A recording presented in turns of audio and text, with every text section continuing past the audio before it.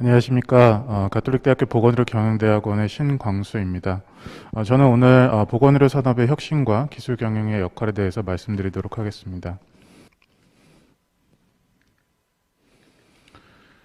네, 그 기술 지능이라는 이야기가 있습니다. 이 지능이라고 하면 어떤 문제를 해결하는 총체적인 능력이 될 것입니다. 그렇다고 한다면 이것은 기술을 활용해서 어떤 문제를 해결하는 그런 역량이 될 텐데요. 이 기술 지능이라는 책이 있습니다. 이 책에 보면은 이제 미래 사회의 무기인 기술을 잘 이해하고, 그다음에 변화의 흐름 속에서 그것을 꿰뚫어서 새로운 기회를 만들어내는 능력이 바로 이 기술 지능이라고 이야기할 수 있습니다. 여기에서 보면은 기술을 잘 이해하고, 그다음에 새로운 기회를 만들어내는 그 능력이 굉장히 중요한 능력이다라는 것을 이야기할 수 있고요. 이 책에서 얘기하고 있는 것은 감지와 해석과 내재화의 어떤 이해의 영역, 그 다음에 융합과 증폭의 이 기술을 이용해서 새로운 기회를 만들어내는 능력, 이런 것들이 바로 기술 지능의 영역이다라고 할 수 있을 것입니다. 매년 바이오 미래 유망 기술이 발표되고 있습니다. 그 중에서 올해 나온 것이 이제 치료용 신경 정신 약물인 사이키델릭 드럭이라는 것입니다. 여러분들은 이것에 대해서 얼마나 알고 계십니까? 우리가 뭐 전공 지식에 따라 차이는 있을 것이지만 이런 그 한 국가에서 발표하는 그런 바이오 미래 유망 기술에 대해서 우리가 관심을 갖고 또 지능을 또 높여야 될 때라고 이런 생각이 듭니다. 그 두 번째 이슈는 카이스트 총장님과 포스텍 총장님이 최근에 이런 이슈를 제기하셨습니다. 우리 과학기술전문대학원 대학에도 의학전문대학원을 설립을 하겠다. 이런 얘기를 하신 거죠. 이것은 이제 의사과학자나 의사공학자를 키워내기 위해서 학교에 이제 새로운 프로그램을 도입하고, 그리고 그곳에 플랫폼 병원을 구축해서 아까 성경 교수님께서 말씀해주신 어떤 기술의 융합을 만들어내겠다, 이런 얘기입니다. 이것은 이제 미국의 일리노이 공대와 이스라엘의 테크니온 공대의 그런 사례들을 보면서 이분들이 주장을 하고 있는 바입니다. 그러면 실질적으로 이런 의과학자나 의공학자들이 이제 보건의료 R&D나 산업 발전에 중요하다고 하는데, 이분들은 어떤 생각을 하고 있을까요? 저는 이 기회가 좋아서 이분들을 만나서 인터뷰할 그런 기회가 있었습니다. 보면은 뭐 각자의 그 분야에서 본인들의 전공에 대해서 이런 것들이 필요하다고 얘기하셨어요. 근데 공통적으로 얘기하신 부분이 있습니다. 바로 이와 같은 부분인데요. 첫 번째는 이제 이 연구들이 이 협동 연구를 요구하는 것들이 굉장히 많아졌다는 것입니다. 그래서 그분들이 어떤 그 연구를 코디네이팅하거나 또 융합시키는 그런 역량이 무엇보다 필요하다고 얘기를 하고 계시고요. 그리고 내가 연구를 잘 하기 위해서 그 연구가 과연 필요한 연구인지, 그리고 그거를 어떻게 발굴해내는지, 그리고 그것들을 체계적으로 잘 운영하는 그런 디자인을 어떻게 하는지, 이런 부분에 대해서 갈급함이 또 있으셨습니다. 그리고 궁극적으로 이러한 연구의 성과들을 만들어냈을 때에 이러한 것들을 어떻게 가치 있게 또 만들고, 또 그러한 성과들을 어떻게 사업화시켜서 또 수익성 있게 만들고, 그러니까 이런 부분에 대해서 관심이 있다는 것입니다. 이런 부분들이 저는 그 기술 경영의 영역이라고 생각이 들었고, 이런 부분들이 바로 이 카이스트 총장님이나 포스텍 총장님께서 만들고자 하시는 이런 프로그램에 담겨야 한다는 그런 생각을 하고 있습니다. 산업계의 그 상황을 잠깐 보겠습니다. 저희 이제 보건의료 R&D와 관련된 산업, 그러면 이제 바이오 제약과 의료기기 산업을 들 수 있습니다. 근데 우리가 잊지 말고 가야 할 것은 바로 이러한 산업에 있는 기업들이 영세하다는 것입니다. 제약 산업 같은 경우에 78% 정도, 의료기기 산업 같은 경우에는 95%에서 7, 8%까지 이런 중소벤처기업들이 분포해 있는 그런 상황입니다. 그런 상황 속에서 우리가 기술 혁신만을 논하기는 너무나 가혹한 그런 상황이고요. 그렇기 때문에 이런 생존이 가까워 온 이러한 생존의 중요성을 인식해야 되는 이런 이 산업들은 바로 이 어떠한 비즈니스를 하고, 그 다음에 그것들을 통해서 어떻게 이제 전략적인 경영으로 가져가야 할지, 이런 부분들이 오히려 더 강하게 요구되고 있는 그런 상황이라고 할 수 있습니다. 그렇다고 한다면 이런 전략적인 경영의 중요한 자원인 그런 인적 자원에 대해서는 어떠한 상황인지 한번 좀 보고 싶은데요. 보건의료 산업은 타 산업에 비해서 석박사의 비중이 아주 높은 그런 산업입니다. 하지만 이 제조업 분야, 그 의료기기나 그 바이오 제약 분야의 그런 석박사 비중은 상대적으로 타 산업에 비해서 낮은 그런 분포이고요. 이것은 주로 이제 이 생산 인력이 많고 그 임상을 아는 전문가나 어떤 사업 개발, 글로벌 대응 전문가가 부족한 상황을 야기하고 있습니다. 즉, 보건의료 산업에서 이런 보건 임상을 하시는 분들이 산업계로 잘 유입이 안 되고 그럼으로써 이제 산업에서는 그런 인력들을 많이 필요로 하는데 그것이 잘 되지 않고 있어서 산업 발전이 저해되고 있다는 그런 얘기가 되겠죠. 그래서 이런 부분들이 보건의료 산업에서 인력 수요와 공급이 미스매치되고 있다. 이렇게 말씀드릴 수가 있을 것 같습니다. 이러한 상황들, 비록 제가 3개 정도를 말씀드렸는데 이러한 상황의 흐름들은 바로 이 의료기술 경영의 필요성에 대해서 묻고 있다고 생각이 듭니다. 잠깐 기술 경영에 대해서 알아보고 의료기술 경영에 대해서 말씀드리도록 하겠습니다. 기술 경영을 이야기하는 사람들은 기술이라는 그 자체를 얘기하기보다는 기술 혁신이라는 용어를 좋아합니다. 이 기술 혁신이라는 것은 무슨 기술이 정적인 그런 의미가 아니라 이 살아 숨쉬고 변화하는 동적인 그런 의미를 갖는다는 그런 얘기가 되겠습니다. 그래서 기술 혁신이라는 것은 결과뿐만이 아니라 그런 과정이나 시도하는 것까지도 굉장히 중요하게 생각을 합니다. 이런 기술 혁신에 대한 중요성은 아시는 바와 같이 발전 속도가 굉장히 빠르고 그 파급 효과도 어느 정도 굉장히 큰 시대 속에 살고 있기 때문일 것입니다. 그리고 이런 기술의 융복합 메커니즘이나 어떤 이 기술이 사회 현상에 미치는 그런 메커니즘을 규명하는 것이 굉장히 중요한 시기에 우리가 살고 있기 때문에 일 것입니다. 이 기술 혁신을 이야기하는 경제학자 중에서 대표적인 사람이 바로 이 조셉 슈페터라는 이런 사람입니다. 이 사람은 기술 혁신을 통해서 자본주의가 발전하는 그 원리를 이야기하고 싶었어요. 그래서 이 자본주의, 사회주의, 민주주의라는 이 책에서 바로 이 기술 혁신에 대해서 이야기를 하고 있습니다. 이 슈페터가 얘기하는 혁신의 이런 개념은 기업가라는 사람들에 의해서 이 자본주의가 발전이 되고 이 기업가는 이 창조적 파괴에 의한 이런 현상에 의해서 자본주의를 발전시키게 되는데 그 창조적 파괴라는 것이 이 기술 혁신이라는 그 요인입니다. 기술 혁신이라는 그런 요인에 의해서 기존의 기술이 이 새로운 기술을 만들면서 이런 새로운 자본주의의 동력이 되는 그런 현상을 얘기를 하고 있고요. 그리고 궁극적으로 이 책에서는 이런 그 혁신이라는 것을 5가지로 정의를 하고 있습니다. 그래서 상품이나 재료, 공정, 조직과 시장에서의 그런 혁신의 개념을 이야기를 하고 있고요. 그렇게 본다고 한다면 슈페터가 기술 혁신을 이야기하고는 있지만 이 기술 혁신과 산업 혁신을 모두 포함하는 개념을 제시를 하고 있는 것입니다. 이러한 슈페터의 이론들은 유럽의 제도학파 이런 경제학자들에 의해서 더 발전이 됐습니다. 더 발전이 돼서 이제 이런 기술 혁신이 작동하기 위해서는 기술뿐만이 아니라 조직과 제도 이런 것들이 같이 공진화할 때에 이 산업의 혁신이 또 가능해진다라고 이야기하고 있습니다. 자, 이러한 그 철학적인 어떤 맥락 속에서 기술 경영은 탄생했다고 볼 수 있습니다.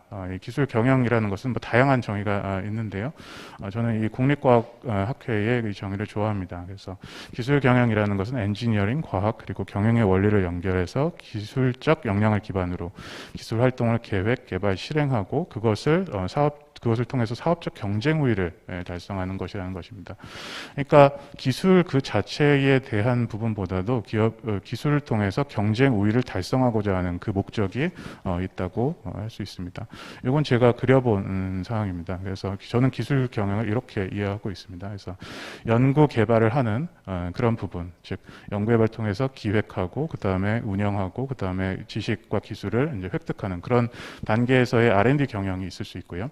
그리고 그러한 획득된 기술들을 외부로 확산하고 그 다음에 생산해서 시장으로 도입하는 기술 사업화의 단계가 있습니다. 이런 R&D 경영과 기술 사업화를 통틀어서 기술 경영의 영역으로 보고 있고요. 이런 기술 경영을 하기 위해서는 하나의 시스템이 필요합니다. 그 많은 이해 관계자들이 있고 그 안에서 인프라가 존재하고 그 주체자들과 그 다음에 인프라를 네트워크로 엮고 하는 이런 시스템이 필요하고요. 그럼 이런 시스템만 필요하냐? 그렇지 않습니다. 이런 시스템을 잘 운영을 해서 사업적으로 경쟁 우위를 달성할 수 있는 그런 기술 전략이 바로 이 기술 경영의 영역이라고 할 수 있을 것입니다. 기술 경영의 학문적 범주는 뭐 이런 기초적인 어떤 이론이라든지 아니면 기술 전략과 관련된 실행적인 그런 의미들을 많이 담고 있습니다. 그래서 기술 전략의 수립과 실행과 평가에 대한 이러한 과목들로 구성이 되어 있다고 말씀드릴 수 있습니다.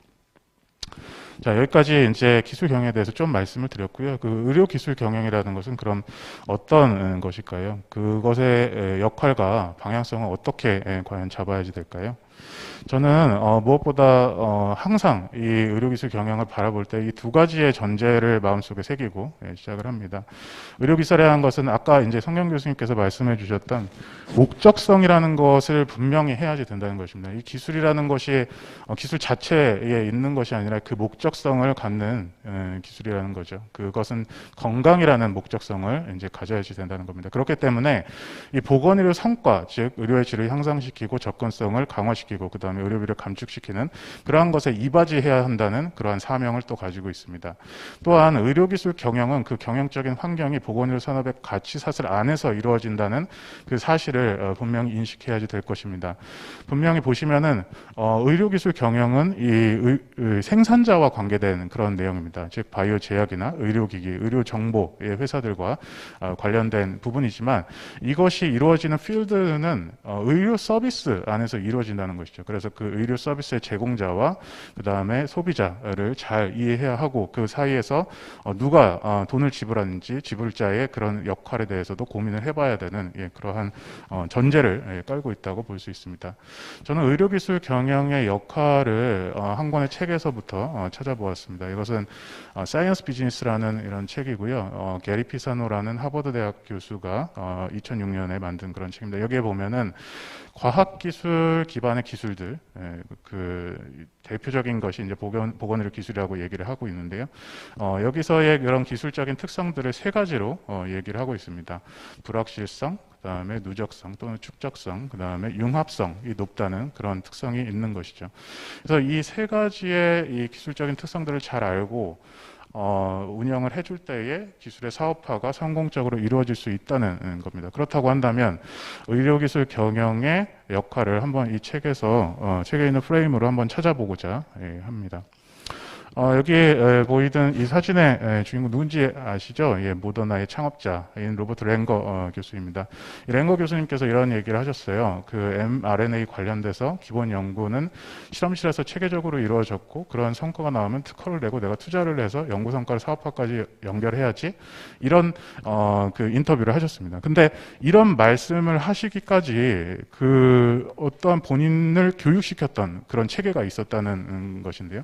이분이 MIT에 계시면서 이런 교육을 받았다고 합니다. 그래서 기초 연구 프로젝트에 대한 체계적인 관리가 가능하도록 지원받았고 또 교육을 받았고 그리고 기술의 사업화까지 이르는 그 기업가 정신을 제고하도록 교육을 받았다라는 그러한 사실입니다. 이러한 사실들이 이런 그 mRNA와 그 다음에 모더나의 창업을 가능하게 했었던 것입니다. 제가 뭐 정확하게 어떤 교육을 받으셨는지는 뭐 이렇게 유추해 볼 수는 없지만 이런 게 아닐까 생각합니다. 이 R&D라는 것을 하나의 프로젝트로 이제 봤을 때에 이런 하나의 프로젝트를 관리하는 그런 경영이 필요합니다. 저희 쪽에서는 이제 R&D 경영 또는 연구 경영이라고 부르고 있고요. 이런 R&D의 성과를 효과적으로 제고하고 그 다음에 효율성을 제고하는 이런 것들을 이 R&D 프로젝트 관리를 통해서 할 수 있습니다. 그리고 이런 R&D 프로젝트가 하나가 아니기 때문에 한 조직에서 할 수 있는 것이 하나가 아니죠. 여러 개일 때는 어떤 것들을 먼저 포기해야 하고 어떤 것들을 집중적으로 끌고 가야 되는지 그 다음에 이런 것들에 대해서 위험이 있을 때는 어떻게 해칭해야 되는지 이런 부분들에 대해서도 포트폴리오 관리를 해야지 된다는 것이죠. 그래서 이러한 R&D 프로젝트 관리에 대한 역할이 기술 경영에 있다고 생각합니다. 특히나 이런 과학 기반의 이 지식에 기대어 있는 이런 보건의료 기술들은 특히 위험 관리가 필요하다고 보여집니다.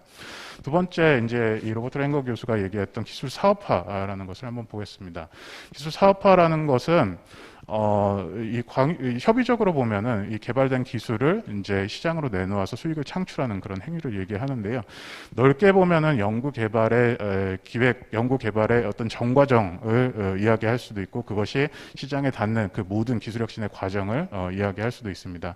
여기서 핵심적인 거는 앞에서 이제 성경 교수님 얘기해 주셨던 부분 중에 이제 데스밸리를 넘는 부분이 바로 이 기술 사업화의 어떤 모델이나 어떤 실행을 통해서 가능하다는 것이죠. 예를 들면 이런 사례가 좀 있을 겁니다. 이 기술 개발을 하고 나서 기술 이전을 하고 싶은데, 기술 이전을 할 때에는 이 기술이 얼마나 가치 있는지를 보여줘야 될 거 아닙니까? 근데 그런 걸 보여줄 때에 이런 혁신 효과의 어떤 증거물들을 제대로 만들어 놓지 않으면 기술 이전이 어렵습니다.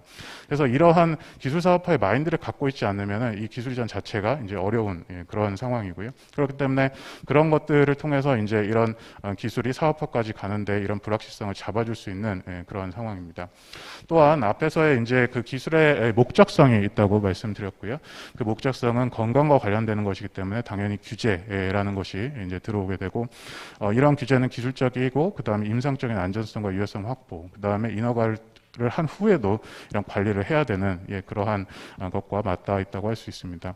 또한 이러한 그 기술들이 불확실적인 요소가 많기 때문에 공공재의 성격을 담고 있고, 그런 공공재라고 한다면은 이 시장에서는 아무도 하지 않는 시장 실패가 오게 되고, 그러면 그 시장 실패 때문에 이 부분은 낙후되게 되는 어떤 그런 딜레마에 빠지게 되는데요. 그렇기 때문에 정부 지원의 이 당위성이라는 것이 있습니다. 그것은 이제 지원 과학의 어떤 영역이 될 것이고, 이런 규제와 지원 과학의 행정 과학에 대한 이해가 있어야지 바로 이 기술 개발의 어떤 불확실성을 대비할 수 있을 것입니다. 그래서 기술 경영이라는 이런 부분들은 바로 이러한 행정 과학에 대한 영역까지도 우리가 포함할 수 있다고 볼 수 있고요. 이러한 행정 과학을 보조하기 위한 이런 기술 경영의 역할 중에서 특히나 우리가 알아야 될 것은 의료 기술의 가치 평가인 것 같습니다. 많은 곳에서 지금 혁신 기술에 대한 얘기가 되어 있고, 그 혁신 기술이 얼마만큼의 잠재성을 갖고 있는지, 가치를 갖고 있는지 이런 논의가 되고 있고, 그 다음에 이러한 그 혁신 기술들이 많이 나오고 있는데, 그러면 이런 혁신 기술들은 보장책에 담겨졌을 때에 많은 그 비용들을 야기시킨다는 거죠. 그랬을 때 어디까지 이것을 확보해 줄 수 있는지, 이런 부분들은 바로 그 의료기술의 가치평가를 통한 의료기술 경영이 답을 해줘야지 된다고 생각을 합니다. 두 번째, 축적성입니다. 축적성 을 말씀드리게 된 이유는, 제가 그 기술 혁신에 대해서 많이 논문들을 찾아보니까 이 논문들에서 많이 제시하고 있는 단어가 스타 사이언티스트라는 거죠. 스타 사이언티스트들이 이 하든지 아니면 그들과 함께 하든지 또는 그들이 근처에서 하든지 뭔가 그런 이야기들을 논문에서 좀 해주고 있는데요. 그것은 이제 이 연구자들의 어떤 그 영구적인 어떤 축적성, 지식과 경험에서 우러나오는 그런 축적성들이 굉장히 중요하다는 그러한 얘기가 될 것입니다. 그렇다고 한다면 기술 경영은 어떤 역할을 할 수 있는가? 이러한 그 연구자에게 누적된 이러한 지식들이 중요하다고 한다면, 그렇게 암묵지적인 그런 지식들을 밖으로 끌어내서 과연 그 기술 혁신 조직에서 어떻게 이 진정 가치 있는 기술로 탈바꿈 시킬 것인지에 대한 지식 경영적인 그런 이야기가 좀 필요합니다. 그리고 이런 지식 경영을 통해서 가치 있게 나온 그런 지식들을 어떻게 경영학적으로 재산권으로 만들어서 이것이 경쟁적인 자원이 되고, 또한 이 경쟁적 자원이라는 것은 위험을 또 받을 수도 있잖아요. 그럼 이런 위험 상황에서 어떻게 이것이 이제 관리될 수 있는지에 대해서도 알 수 있는 그런 역량이 필요할 것입니다. 그래서 이러한 지식 경영과 지식 재산권 경영에 대한 답을 의료기술 경영이 해줘야지 된다고 생각을 합니다. 축적성의 두 번째는 창업에 대한 얘기를 좀 해보고 싶습니다. 이 장표는 보시면은 그 미국의 IT 창업자들이 언제 학교를 빠져나와서 창업을 하냐 이런 건데요.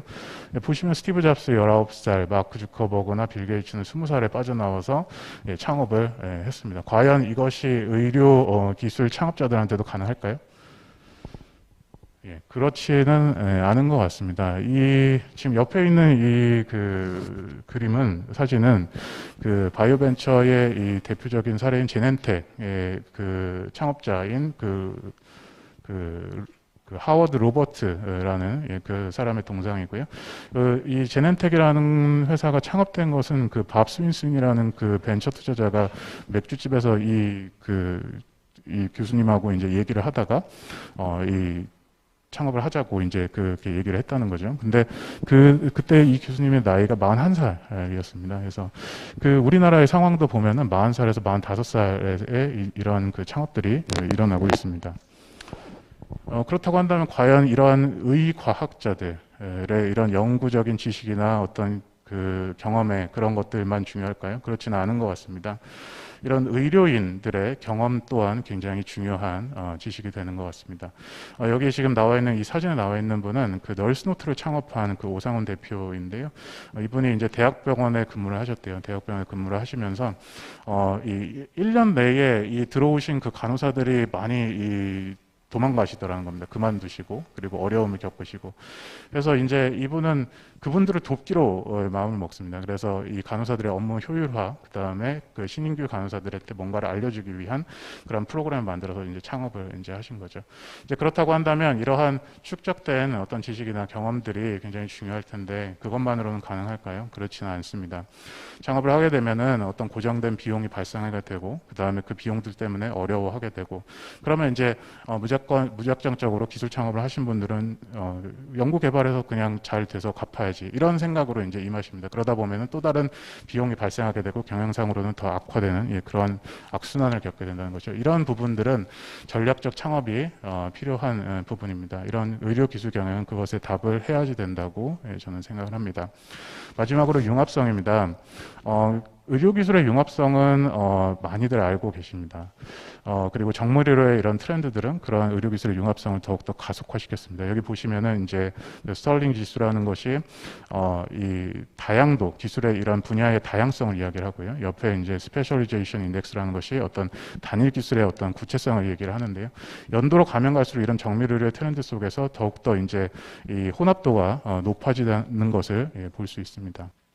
네. 근데 이제 과연 이러한 기술의 융합성만이 중요한 것일까요? 저는 그렇지 않다고 봅니다. 앞에서도 말씀하셨듯이 이제 이 의료 기술은 목적성이 굉장히 중요합니다. 즉 서비스에서 어떻게 잘 사용되고 살아남을 수 있냐가 굉장히 중요한 거죠. 그렇다고 한다면 이것은 사용자의 이 가치에 중점을 둬야지 될 것입니다. 그러기 위해서는 이런 서비타이제이션이라는 것이 굉장히 중요하다고 생각이 들고요. 이런 서비타이제이션이라는 것은 영국의 벤더머리 교수님이 얘기하셨던 제품의 서비스화 또는 서비스화 과정에서 필요한 그런 제품들을 만들어내야지 된다는 그런 부분입니다. 이러한 융합성이 서비스의 영역까지 오지 않는다면은 그것은 기술 자체로 스탠드얼론 하는 것이지만 그것은 사용되지 않는 그런 기술로 사장될 수 있는 것입니다.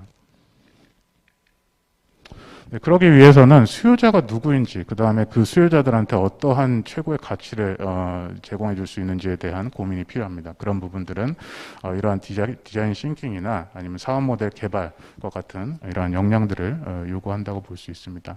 저는 만성 호흡기 질환의 스마트 관리를 위한 어떤 이런 기획을 한번 해본 적이 있습니다. 이런 만성 호흡기 질환을 관리하기 위해서 다양한 스마트 기술들이 있었어요. 근데 굉장히 이걸 서비스로 가기 위해서 굉장히 많은 고민들을 해야지 했습니다. 그럼 과연 이 어떤 사용자를 타겟으로 해야지 되고, 과연 이 스마트 관리가 기존의 관리보다 효과가 좋은 것인지, 그 다음에 이것들 통해서 이제 수요자들에게 가장 중요한 가치들을 주기 위해서는 어떻게 통합시켜야 되고, 그 다음에 이것을 과연 수요자가 사용했을 때에 이것이 사용이 가능할 것인지, 수요자가 받아들일 수 있는 것인지, 그 다음에 이걸 제공하는 의료 서비스의 제공자는 어떻게 인식을 할 것인지, 그 다음에 이런 부분들이 기존의 이런 만성호흡기 질환의 어떤 자원들과는 어떻게 연계될 수 있는 것인지, 그 다음에 제도는 어떻게 이제 어려움을 주진 않는지, 뭔가 이런 생각들을 해야지 됐습니다. 그러니까 이런 제품들은 만들 수 있지만 이런 것들이 서비스 현장에 오려면 이런 다양한 어떤 고민과 생각이 필요한 것 같습니다. 이것은 비록 환자들에게뿐만 아니고요, 우리 의료진들에게도 의료진들도 의료기술의 사용자니까요. 그래서 이런 부분들을 또 고민을 해야지 됩니다. 저는 이 간호사의 업무 효율성의 문제, 그러니까 앞에서의 오상훈 대표하고 똑같은 그런 문제의식을 좀 갖고 있었고요. 그래서 이 병원을 돌아다니면서 간호사들에게 이런 어떤 문제가 있는지, 그 어떤 부분을 기술적으로 해결해 줄 수 있을지에 대해서 많은 고민을 하고 실질적으로 이런 것들을 학생들과 선생님들과 같이 프로젝트 수업을 한 적이 있습니다. 그래서 이렇게 간호 현장에서의 어려움들을 조사를 하고 그것들을 의료기기 회사를 찾아갔어요. 그 의료기기 회사를 찾아가서 그 병원에 있는 사람들과 그 다음에 우리 학생분들과 그 다음에 이제 그 의료기기 사이의 그런 기업 사람들과 같이 논의를 하는 거죠. 그때 이제 뭐 그냥 밍숭밍숭 할 수가 없어서 저희 그 의료기술 경영의 기법들을 좀 도입을 했습니다. 그래서 뭐 창의적 문제 해결 기법인 뭐 트리즈 기법 뭐 이런 것들도 이제 도입을 했었고요. 그래서 이 현장에서의 문제를 해결하는 거 이런 것들을 좀 해본 경험이 있습니다. 그래서 의료기술이라는 것이 이러한 현장의 문제를 해결하는 그런 융합성을 가져야 된다는 이야기를 드리고 싶습니다. 우리 가톨릭대학교도 현재 이제 이런 융합성을 위해서 하나의 장을 마련했고 그 다음에 그 장은 옴니버스 파크라고 할 수 있습니다. 현재 가톨릭대학교의 어떤 그 연구 역량은 굉장히 좋은 것 같아요. 이게 굉장히 좋은데 이것을 조직적 차원에서 분석을 하고 그 다음에 이 산업 생태계로 연결하는 것이 굉장히 중요한 시점이라고 할 수 있습니다. 그러기 위해서는 이러한 그 플랫폼의 역할을 하는 옴니버스 파크는 이 개방형 혁신 전략을 기반으로 이제 해야지 되는 거죠. 그러니까 우리가 잘 할 수 있는 거는 이 안에서 해결을 하되 우리가 부족한 지식은 외부에서 가져오고 그 다음에 우리가 잘 만들었어도 그것을 우리가 이제 이 시장에 내놓을 수 없다고 그러면 더 시장으로 잘 연결시켜 줄 수 있는 그러한 조직과 연계가 필요한 그런 상황이라고 할 수 있습니다. 나아가서 산학연병만을 얘기하시는데 저는 이 시민, 지역사회와도 함께 할 수 있는 그러한 플랫폼이 됐으면 좋겠다는 생각을 합니다. 특히나 우리 보건의료 경영대학원은 의료뿐만 아니라 보건의 영역, 그러니까 예방과 어떤 재활, 뭐 사후관리 이런 영역까지도 우리의 역할을 이제 담을 수가 있는데요. 그런 우리 대학원의 역할과 그 다음에 대학에서의 이 지역사회와 함께하는 그런 역할들이 필요하다고 생각합니다. 그렇다고 한다면 이런 융합의 주체를 민까지도 포함해야 되지 않나 그런 생각을 해봅니다. 네, 요거는 제 스탠포드 디스쿨의 디자인 싱킹이 만들어졌던 장소인데요. 여기 보면 제가 이제 굉장히 이 감명 깊게 받았던 그 간판이 또 하나 있습니다. 여기 보면은 이 티칭과 러닝이 같이 되는 스튜디오라는 거죠. 뭐 예를 들어서 우리 교수님들이 이제 이런 각각의 분야에 대해서는 이제 이 전문가시고 또 잘 아시고 이제 하시지만 이 현장에서 오는 그런 문제에 대해서는 우리가 또 듣고 또 배우고 그것을 이론을 또 접목시켜 보고 이렇게 해야 될 필요가 있다고 생각합니다. 그렇게 하기 위해서 이런 플랫폼이 존재해야 된다고 생각하고요. 그런 자세로 이런 의료기술 경영 전공은 운영이 되어야 된다고 생각을 합니다. 네, 이러한 상황 속에서 저는 그 보건의료 경영대학원의 의료기술 경영 전공이 보건의료 기술의 특성과 가치를 잘 이해해서 기술 혁신을 촉매하고 그 다음에 그 기술 혁신을 사업 모델과 산업의 변화와 조화롭게 맞추어 갈 수 있는 역량을 배양해야 된다는 교육 목표를 가졌습니다. 그리고 그것을 위해서 어떤 기초적인 지식뿐만 아니라 R&D 프로젝트, 그 다음에 사업 기술 사업화, 그 다음에 지식 경영과 지식재산권 관리, 그 다음에 기업가 정신과 전략적 창업 이런 것과 같은 어떤 실무 과목들이 필요하다고 생각을 했고요. 그 다음에 실질적인 현장을 볼 수 있는 그런 세미나 과목들이 또 필요하다고 생각했습니다. 그래서 이러한 우리 보건의료 경영대학원의 의료기술 경영 전공을 통해서 기술 혁신 주체들이 더욱더 기술 혁신을 잘 만들어내고 그다음에 기술가치 평가나 기술 거래, 기술 기획 평가 투자, 그다음에 행정과학과 관련된 이런 분들의 기술 혁신의 촉매자가 되는 그러한 역할을 해주시면 좋을 것 같습니다.